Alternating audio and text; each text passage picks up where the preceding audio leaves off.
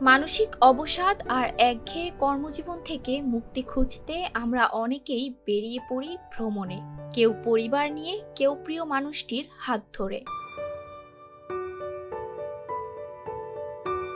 কিন্তু খুব কম মানুষই আছেন যারা সাহস করেন একা বেরিয়ে পড়তে। একলা পথ চলা শুনতে একাকিত্বের মতো হলেও আসলে এটি নিজেকে জানার এক গভীর যাত্রা।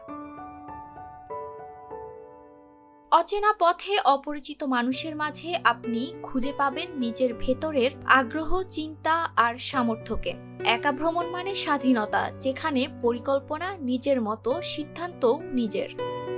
অপরিচিত পরিবেশে নিজেই পথ খুঁজে নেওয়া, চ্যালেঞ্জ মোকাবিলা করা, এই অভিজ্ঞতাগুলোই গড়ে তোলে আত্মবিশ্বাস আর দৃঢ়তা। অনেকেই ভাবেন একা ভ্রমণ মানে একাকিত্ব।